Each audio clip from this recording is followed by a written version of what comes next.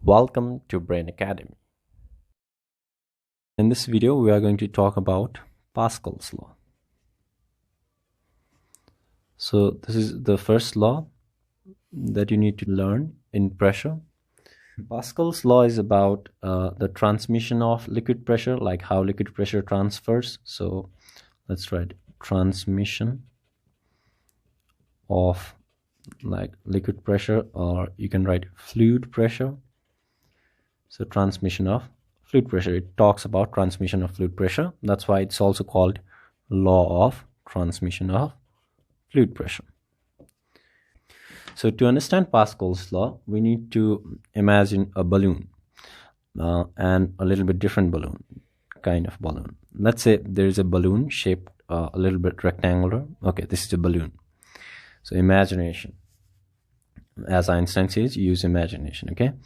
So there is a rectangular shaped balloon. Now you fill this balloon with water completely.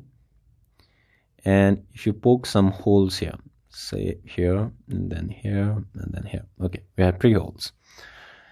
Now what will happen is the water will come out from these 3 holes, but with different pressure. From the lower hole, or the lowest hole, the water pressure will be extremely high. From the middle hole, it will be a little bit low, and from the top hole, it will be very, very less, because liquid pressure depends on depth. So if there is a high depth, then the liquid pressure will be more. So, and it's shallow in the upper hole part, so liquid pressure is less. So this is what happens normally.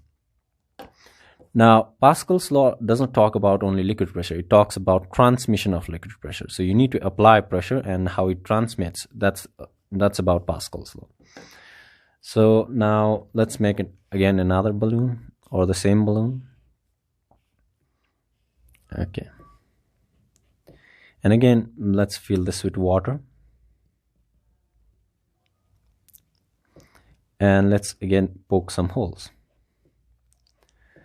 Now, what we are going to do different in this balloon is we are going to apply some pressure. Okay, so you apply some pressure from your finger. This is a balloon, like you can apply pressure. Okay, so okay, please mind my drawing.